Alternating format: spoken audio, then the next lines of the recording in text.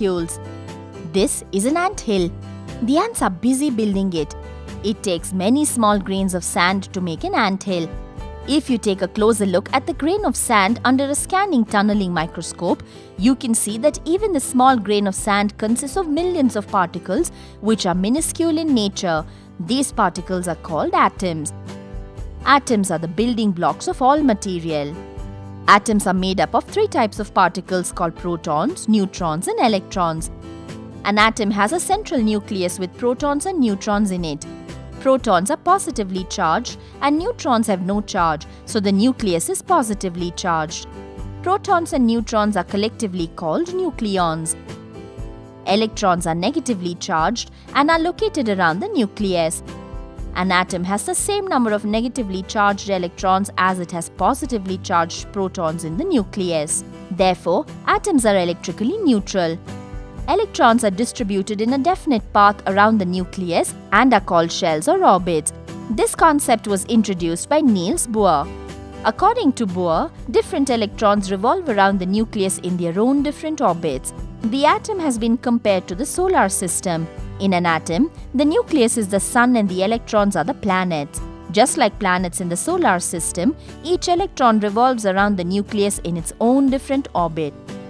The orbits or shells are represented by the letters K, L, M, etc. The maximum number of electrons present in a shell is given by the formula 2n square, where n is the orbit number of energy cells. The first orbit or K shell can have 2, the second orbit or L shell can have 8, and M shell can have 18 electrons, etc. The electrons present in the outermost shell of an atom are called valence electrons, and the shell which valence electrons occupy is called the valence shell. A molecule is in general a group of two or more atoms that is chemically bonded together. Atoms combine chemically by external forces such as heat and light. This leads to the formation of molecules. During the formation of a molecule, atoms lose their valence electrons or gain electrons from other atoms. For instance, if two pieces of wax are to be joined, they are heated. After heating, the two pieces are pressed together to form a single structure. Here, heat is the chemical factor which is responsible for joining the molecules of wax pieces. There are two main types of bonds, covalent and ionic.